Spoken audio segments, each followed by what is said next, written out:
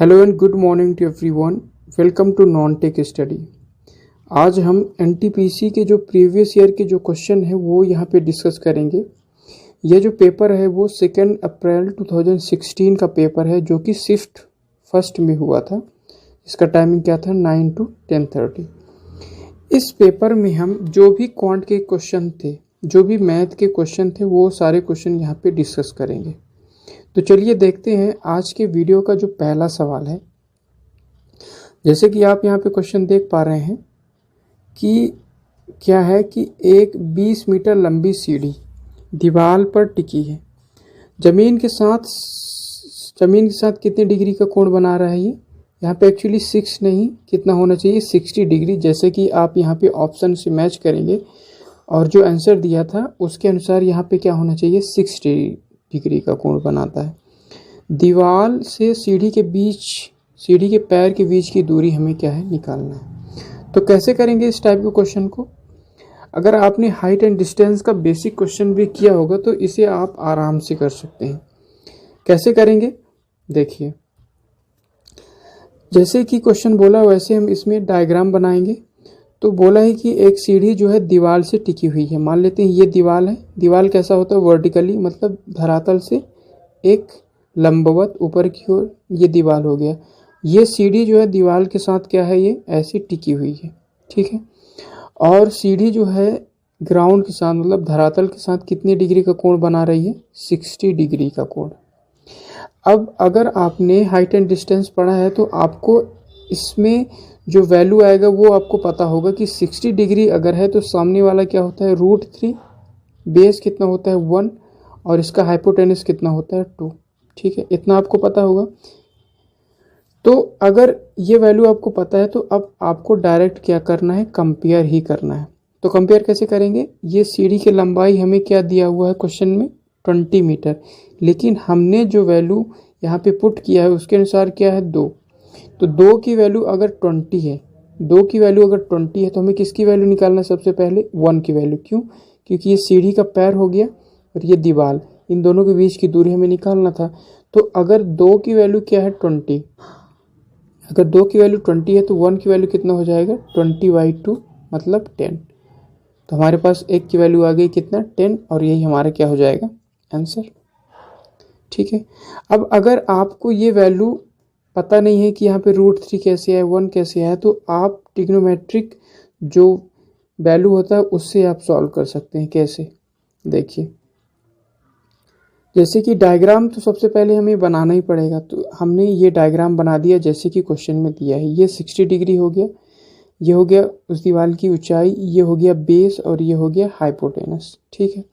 मान लेते हैं ये H है, ये B है और ये P मान लेते हैं परपेंडिकुलर, ये बेस और ये हाइपोटेनस। तो हमें पता है 60 डिग्री होने पर हमें क्या क्या चाहिए, हमें B की वैल्यू चाहिए और हमें H दिया हुआ है। तो B और H से ट्रिग्नोमेट्री में कौन सा फॉर्मूला बनता है, बेस और हाइट को लेके कॉस थीटा होता है। कॉस थीटा क्या होता है बेस मतलब आधार बटे कर्ण, कर्ण क्या हुआ यहाँ पे H, ठीक है। अब वैल्यू यहाँ पे पुट कर देते हैं। तो थीटा की वैल्यू क्या है यहाँ पे 60 डिग्री। तो cos 60 degree is equal to कितना हो जाएगा बेस हमें निकालना है और हाइपोटेनस क्या दिया हुआ है कितना 20, तो यहाँ पे हम 20 पुट कर दिए। अब इसे सॉल्व कर देते हैं तो b इज इक्वल टू कितना हो जाएगा 20 इंटू कॉस 60। कॉस 60 कितना होता है 1/2। इसको सॉल्व कर दें तो यहाँ पे हमारा बेस आ जाएगा कितना 60 डिग्री, ठीक है। चलिए बढ़ते हैं अगले सवाल की ओर। यहाँ पे आप सवाल देख सकते हैं कि 3 संख्याएं क्या है, यहाँ पे 3 संख्याएं 4, 5, 7 के अनुपात में हैं। उनका योग इतना है तो सबसे छोटी संख्या और बड़ी संख्या का योगफल ज्ञात कीजिए। तो 3 संख्या हमारे पास क्या है 4:5:7। इन सब का योग दिया है, मतलब अगर इन रेशियो को जोड़ दें तो रेशियो वैल्यू कितना हो जाएगा 7, 5 कितना हो गया 7 + 5 + 4, 7, 5 12 और 4 12, 4 16, ठीक है। अब 16 की वैल्यू कितना दिया है क्वेश्चन में 320। 16 की वैल्यू कितना दिया है 320। तो यहाँ से एक की वैल्यू अगर निकालें तो 16 की वैल्यू अगर 320 है तो एक की वैल्यू 16 दूना 32, मतलब एक की वैल्यू कितनी आ गई 20। अब हमें सबसे छोटी और सबसे बड़ी संख्या का योगफल, सबसे छोटी कौन है यहाँ पे 4 और सबसे बड़ी कौन है 7, इन दोनों का सब निकालना है। तो अगर हम रेशियो देखें तो 4 + 7 कितना हो गया, 4 + 7 हो गया हमारे पास 11, 4 धन 7 कितना हो गया 11।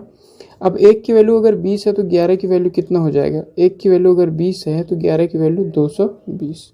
तो इस तरह हमारे पास आंसर आ जाएगा ऑप्शन नंबर बी 220। चलिए बढ़ते अगले सवाल की ओर। ये क्वेश्चन आप आ गया आपको टाइम एंड वर्क से। टाइम एंड वर्क से कौन सा क्वेश्चन है, देखिए ए और बी मिलकर किसी काम को 40 दिन में काम कर सकते हैं। उनकी काम करने की दर का अनुपात भी हमें दे दिया है 8:5। ठीक है, तो ए उसी काम को कितने दिन में कर सकता है। अब हमें क्या है, इफिशियंसी का रेशियो यहाँ पे दे दिया है, मतलब उसकी कार्य क्षमता का रेशियो दे दिया है ए और बी का, क्या है 8:5। मतलब अगर हम इसे समझे, जो कार्य क्षमता क्या होता है कि किसी एकांत समय में अब जितना कार्य वो कर सकते हैं वो उसकी कार्य क्षमता है। अब यहाँ पे ये दिन है तो मतलब एक दिन में ए 8 यूनिट काम कर सकता है, बी 5 यूनिट काम कर सकता है। टोटल मिलके 40 दिन उन्होंने काम किया। तो अगर हम देखें मिलकर, मतलब ए प्लस बी दोनों अगर एक साथ मिल जाएं तो एक दिन में कितना काम हो जाएगा, ए 8 यूनिट काम करता है, बी एक दिन में 5 यूनिट। तो अगर दोनों एक साथ मिल जाएंगे तो 8 5 13, मतलब एक दिन में कितने यूनिट काम हो जाएगा 13 यूनिट। ठीक है, अब उसने बोला कि 40 दिन तक काम किए, तो अगर हम यहाँ से निकालें कि टोटल वर्क मतलब कितना काम रहा होगा, तो अगर एक दिन में ये 13 यूनिट काम करते हैं और कुल मिला के 40 दिन तक काम किए, तो ये हमारा क्या हो गया टोटल वर्क, मतलब टोटल कार्य कितना रहा होगा 13 × 40। अब बोला है कि ए उसी काम को अकेला कितने दिन में कर लेगा। ए अकेला एक दिन में 8 यूनिट काम करता है, ए अकेला एक दिन में 8 यूनिट काम करता है, तो इतना काम कितने में करेगा, एक दिन में 8 यूनिट, तो इतना काम कितने दिन में करेगा। तो कितने दिन में काम करेगा, डे हमें निकालना है। तो डे कितना हो जाएगा, टोटल वर्क है हमारे पास 13 × 40, एक दिन में 8, तो 8 का अगर भाग दे दे तो हमारे पास टोटल डे निकल आएगा। तो अब इसको सॉल्व करते हैं तो 8 पंचे 40 और 13 पचे 65, तो हमारे पास ऑप्शन कौन सा आ गया, फर्स्ट ऑप्शन आ गया। ठीक है, तो टोटल वर्क निकालेंगे, टोटल वर्क के बाद उसकी कार्य क्षमता का भाग दे दें अगर, तो हमारे पास क्या आ जाएगा डे। ठीक है, बढ़ते हैं अगले सवाल की ओर। अगला सवाल जैसे कि आप यहाँ पे देख पा रहे हैं कि एक समकोण त्रिभुज है, एक समकोण त्रिभुज है जिसका क्षेत्रफल हमें दिया है 30 वर्ग मीटर। यह यदि ऊंचाई आधार से 7 मीटर अधिक है तो उसके आधार का क्षेत्रफल। अच्छा, समकोण त्रिभुज क्या होता है, जिसका एक कोण क्या होता है समकोण, मतलब 90 डिग्री का होता है।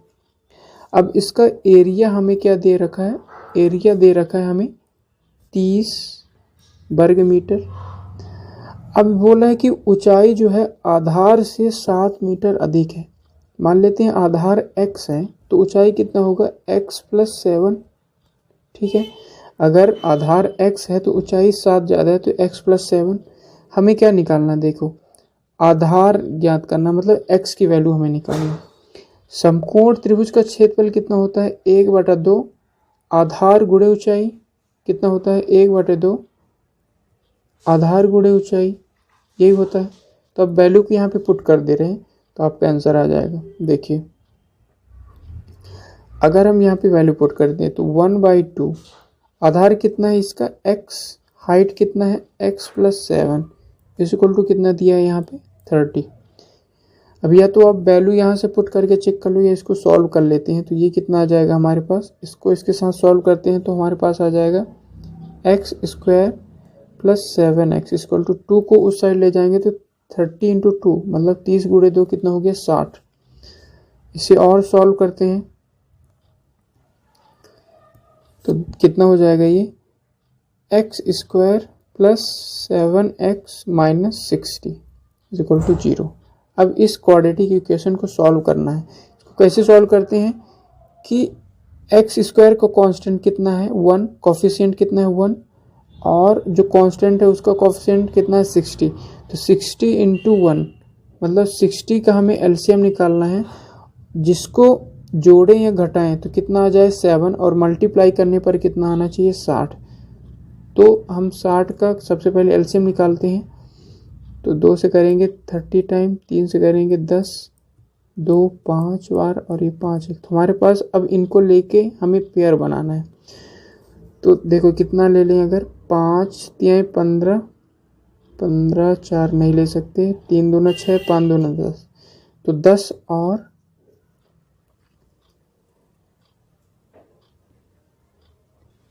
तो अगर हम 2 3 और 2 एक साथ ले लें तो कितना हो जाएगा, 3 दूना 6 दूनी 12, 12 और 5, 12 पंचे 60, तो 12 और 5। हमें क्या चाहिए यहाँ पे +7, तो +12 और -5 ले लें तो कितना हो जाएगा, देखो 12 में 5 घटेगा तो 7, मतलब हमारा पेयर कितना हो जाता है 12 और -5। अब इसे आगे सॉल्व करेंगे। तो यहाँ से अगर आपने क्वाड्रेटिक इक्वेशन पढ़ा है तो डायरेक्ट अब ये x की वैल्यू कितना लिख सकते हैं, यहाँ पे x इज इक्वल टू, यहाँ पे जो वैल्यू है उसको नेगेटिव लेके, मतलब -12/1, क्योंकि कोफिशिएंट कितना है 1, या 5/1।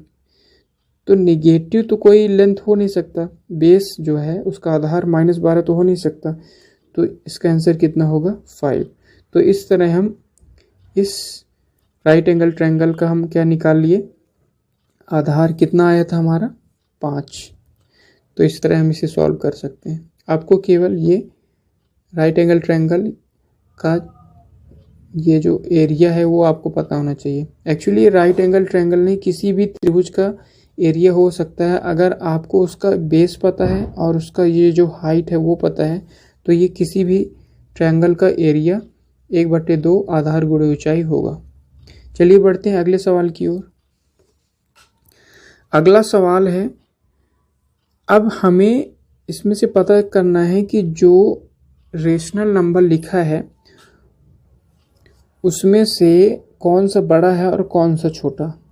ठीक है, तो सबसे पहले हम किसी दो संख्या को लेते हैं, मान लेते हैं इन दो संख्याओं को ले लेते हैं। किसी भी p/q के फॉर्म में लिखी हुई संख्या को छोटा या बड़ा चेक करने के लिए एक तरीका है, कैसे सॉल्व करते हैं। ये कितना है 13/21 और ये 57/97। अब अगर हम क्रॉस मल्टीप्लाई कर दें, अगर 97 को 13 के साथ और 21 को 57 के साथ मल्टीप्लाई कर दें, तो जो संख्या बड़ी होगी वो वाली वैल्यू क्या हो जाएगी, बड़ी। मतलब अगर 13 गुणे 97 और इधर 21 गुणे 57, अगर ये वाली वैल्यू बड़ी हो गई तो ये वैल्यू बड़ी हो गई रेशियो में, और अगर सॉल्व करने पर इन दोनों में से ये बड़ी हो गई तो 13/21 जो है 57/97 से बड़ी हो जाएगी। तो सबसे पहले इसका मल्टीप्लाई करके हम इसे चेक करते हैं कि कौन सी संख्या बड़ी है। तो अगर हम 13 को 97 से मल्टीप्लाई करेंगे तो 13 7 91, कैरी 9, 13 नहीं है 117, 117 में 9 जोड़ेंगे तो कितना हो जाएगा 126। तो इसका तो वैल्यू इतना आ गया। अब ये वाले सॉल्व करते हैं 21 गुणे 57, तो इसको मल्टीप्लाई करते हैं 1 का 57 के साथ, तो 7 5 2 का करेंगे तो 7 दूना 14 और 5 दूना 10 11, तो ये आ गया 7911। कौन सी संख्या बड़ी है 1261। मतलब हमारे पास जो वैल्यू थी 21 और 17/21 और 57/97, तो कौन सी वैल्यू बड़ी आ गई 13/21। अब यहाँ पे 13/21 इससे बड़ी है, किससे 57/97, तो ये वाली जो पहला ऑप्शन है वो तो गलत हो गया। दूसरे में देखते हैं, ये यहाँ से बड़ी दी है तो दूसरा ऑप्शन हो सकता है। तीसरा 97 बड़ी है तो ये नहीं हो सकता। चौथा ये दिया है तो ये ऑप्शन हो सकता है। अब एक और वैल्यू यहाँ पे चेक कर लेते हैं, दूसरा। अब दो वैल्यू किसी और को लेके हम चेक करते हैं, जैसे ये और ये तो सबसे छोटी है तो इसको लेने की ज़रूरत नहीं है। अब हमारे पास हम ये चेक कर लेते हैं कि इन दोनों में से कौन सी वैल्यू बड़ी है। ठीक है, तो हमें चेक करना है, वो यहाँ पे लिख ले रहे हैं। कौन कौन सी वैल्यू है देखिए 52, यहाँ पे है 52 डिवाइड बाई 94 और दूसरी संख्या कौन सा है 57 डिवाइड बाय 97। अब इन दोनों को चेक कर लेते हैं कौन सी संख्या बड़ी है, वही हमारा क्या हो जाएगा, ऑप्शन से मैच हो जाएगा और हमारा आंसर निकल आएगा। तो यहाँ पे चेक करेंगे किसका 52 को 97 से मल्टीप्लाई करके और 94 को 57 से मल्टीप्लाई करके। ठीक है, मल्टीप्लाई कर लेते हैं। तो 2 का अगर मल्टीप्लाई करें तो 7 दूना 14, 9 दूना 18, 1 19 और 5 से करेंगे तो 7 पन्ना 35, कैरी 3, 5 नमा 45, 45 3 कितना हो गया 48। तो ये वैल्यू कितना आ जाएगा 4 9 5 14, 8 1 9 1 10, 4 1 5। तो हमारे पास जो वैल्यू आ गई वो कितना आ गई 5044। और इसको अगर चेक करें 94 इंटू 57 तो ये कितना हो जाएगा 7 से अगर मल्टीप्लाई करें तो 7 चौक 28, 7 निया 63, 64, 65 और 5 से करेंगे तो 5 चौक 20, कैरी 2, 9 पन्ना 45, 46, 47। तो ये वैल्यू कितना आ जाएगा 8 5 13 5। तो कौन सी वैल्यू है, ये वाली वैल्यू बड़ी है, मतलब 57/97 हमारी संख्या क्या है बड़ी है 57/97। तो 57/97 कौन से ऑप्शन में है देखिए ये वाले ऑप्शन में, तो हमारा ऑप्शन कौन सा सही हो गया डी। तो आपको ऐसे ही क्रॉस मल्टीप्लाई करके चेक करना है कि जिस साइड बड़ी हो गई वो वाली फ्रैक्शन वैल्यू कौन सी बड़ी हो जाएगी। ठीक है, तो चलिए बढ़ते हैं अगले सवाल की ओर।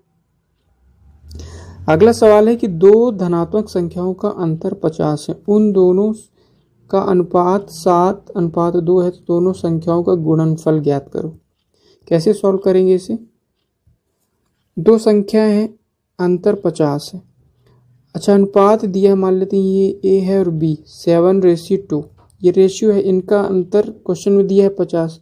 तो 7 और 2 का अनुपात अंतर कितना हो जाएगा 5x, मान लेते हैं x के इसमें मान लेते हैं 7x और 2x है, तो अंतर कितना हो गया 5x। 5x की वैल्यू कितना दिया है 50, तो x की वैल्यू यहाँ से आ जाएगा 10।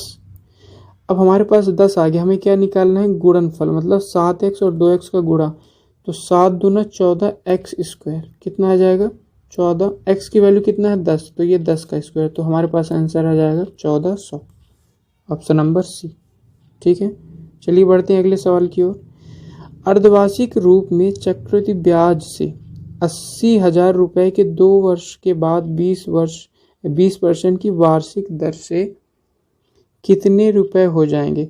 अर्धवार्षिक निकालना है हमें और CI है मतलब कंपाउंड इंटरेस्ट से 2 वर्ष का 20% की दर से हमें चक्रवृद्धि ब्याज निकालना है। चक्रवृद्धि ब्याज नहीं, यहाँ पे बोला है कितने रुपए हो जाएंगे, मतलब हमें क्या निकालना है अमाउंट, जो मिश्र धन निकालता है वो। तो कैसे निकालेंगे देखिए, सबसे पहले रेट कितना दिया है यहाँ पे 20%, ये क्या है एनुअली है मतलब वार्षिक है। तो अगर हमें हाफ ईयरली निकालना है कितना हाफ ईयरली, तो रेट कितना हो जाएगा यहाँ पे आधा हो जाएगा, मतलब 10% हमारा रेट हो जाएगा। 10% की वैल्यू कितना होता है 10/100 मतलब 1/10। अब इसको हम कंपाउंड इंटरेस्ट निकालते हैं। तो कंपाउंड इंटरेस्ट कैसे निकालते हैं देखिए, हमारा जो मूलधन है कितना है 80,000। अब 2 साल के लिए अर्धवार्षिक निकालना, मतलब कितने बार निकालना पड़ेगा, पहला अर्धवार्षिक, दूसरा, तीसरा और चौथा, 4 बार जब हम निकालेंगे तो ये 2 साल कंप्लीट होगा। अर्धवार्षिक मतलब 2 साल में कितने अर्धवार्षिक हो जाएंगे 4 अर्धवार्षिक, मतलब 4 बार हमें इंटरेस्ट मिलेगा, 4 बार ब्याज लगेगा। तो पहला चक्रवृद्धि ब्याज निकालने के लिए पहले अर्धवार्षिक के लिए 10 में 1 रुपये ब्याज मिल रहा है, तो हमारा जो हमारा अमाउंट बनेगा वो कितना हो जाएगा 11/10 का मल्टीप्लाई हो जाएगा पहले अर्धवार्षिक के लिए। दूसरे अर्धवार्षिक के लिए भी 11/10, तीसरे वाले के लिए भी 11/10 और चौथे वाले के लिए भी 11/10। अब इसे हमें सॉल्व करना है, हमारा आंसर आ जाएगा।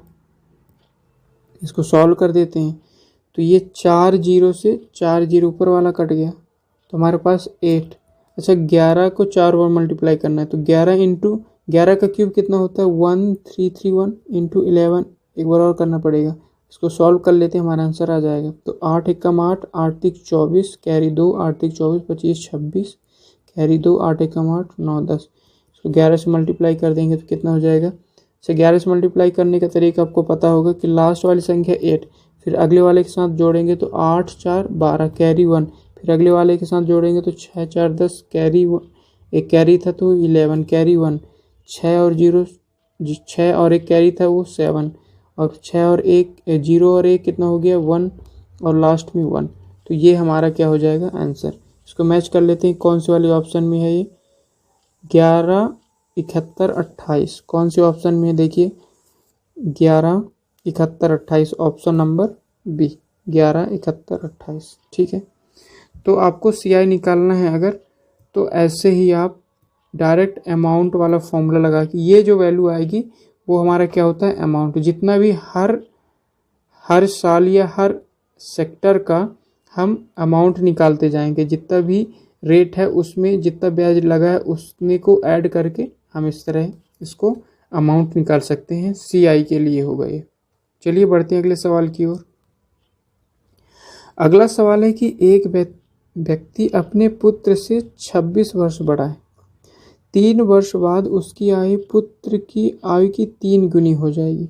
ठीक है, तो पिता की वर्तमान आयु ज्ञात करो। अब यहाँ पे कैसे सॉल्व करेंगे इसे, तो यहाँ पे जैसे बोला है कि व्यक्ति जो है पुत्र से 26 वर्ष बड़ा है, मतलब जो अंतर है, किसका अंतर, पिता और उसके पुत्र की आयु में जो अंतर है वो कितना दिया है यहाँ पे 26। मतलब अगर आज अंतर 26 है तो 3 साल बाद भी अंतर 26 होगा, 10 साल बाद भी अंतर 26 है। मतलब जितना बड़ा है उतना जो वैल्यू हो वो हमेशा कांस्टेंट ही होगा, चाहे आज निकाल लो चाहे 20 साल बाद निकाल लो। अब बोला है 3 वर्ष बाद, 3 वर्ष बाद जो है जो फादर और सन का जो रेशियो दिया है, कितना अनुपात दिया है कि फादर जो है अपने पुत्र से 3 गुना ज़्यादा है, 3 गुना है, पुत्र की आयु 3 गुनी है। मतलब अगर पुत्र की आयु कितना है 1 तो पिता कितना है 3। इसका अंतर क्वेश्चन में कितना दिया है 26, मतलब 3 और 2 का अंतर कितना होगा 2, 3 और 1 का अंतर कितना होगा 2, जैसे कि क्वेश्चन में दिया है। अब 2 की वैल्यू क्या दिया है 26, 2 की वैल्यू कितना दिया है 26, तो 1 की वैल्यू कितना हो जाएगा 13। ठीक है ना, अंतर क्वेश्चन में जैसे दिया है 26 है तो 2 की वैल्यू 26 हो गई, तो 1 की वैल्यू 13। अगर 1 की वैल्यू 13 हो गई, हमें क्या निकालना है पिता की आयु। तो पिता की आयु 3 साल बाद, आज से 3 साल बाद कितना होगा, 1 की वैल्यू अगर 13 है तो 3 की वैल्यू 13 गुणे 3 मतलब 39 ईयर। ठीक है, अब ये कब है, ये 3 साल बाद की है। तो अगर प्रेजेंट की बात करें तो इसमें अगर हम 3 का माइनस कर देंगे तो कितना आ जाएगा हमारे पास 36 ईयर। ये हो जाएगा उस पिता की वर्तमान आयु। मतलब कौन सा ऑप्शन है ये 36, बी ऑप्शन करेक्ट हो जाएगा। ठीक है, चलिए बढ़ते हैं अगले सवाल की ओर। क्या निकालना है, इन सभी संख्याओं का माध्यिका निकालना, मतलब मीडियन, मतलब जो बीच की संख्या है ना उससे निकालना है। तो सबसे पहले हम इसे एक असेंडिंग मतलब बढ़ते या घटते क्रम में किसी एक क्रम में लिखते हैं। तो देखिए सबसे छोटी अगर देखें यहाँ पे तो कौन सा है 11, फिर उसके बाद कौन सी संख्या है 11 के बाद है हमारे पास 23, फिर कौन सी संख्या है 25, फिर कौन सी संख्या है 26, फिर कौन सी संख्या है 26 के बाद है हमारे पास 29, फिर कौन सी संख्या है 31, और 31 के बाद कौन सा है 39। ठीक है, ये 1 2 3 4 5 6 7 संख्या है, 1 2 3 4 5 6 7। अब इसमें जो मीडियन जो बीच की संख्या होगी ना वही हमारी माध्यिका। तो 7 है तो बीच वाली संख्या कौन सी होगी 4, मतलब 3 इधर और 3 इधर, तो बीच में कौन सी संख्या आ गई हमारे पास 26। तो 26 ही हमारा क्या हो जाएगा मीडियन, ऑप्शन नंबर बी। ठीक है, तो इस तरह हम मीडियन निकाल सकते हैं। अगर 2 संख्या बीच में आ गई तो दोनों को जोड़ के डिवाइड बाई 2 कर देंगे तो हमारे पास वो उसकी मीडियन हो जाएगी। ठीक है, चलिए बढ़ते हैं अगले सवाल की ओर। अगला सवाल है क्या है कि एक निश्चित धनराशि का साधारण ब्याज एक निश्चित दर से 6 वर्ष के लिए निवेश किया जाता है। यदि यह 3% अधिक दर पर निवेश किया जाता है तो 900 रुपये प्राप्त होता है। मूलधन ज्ञात करना है।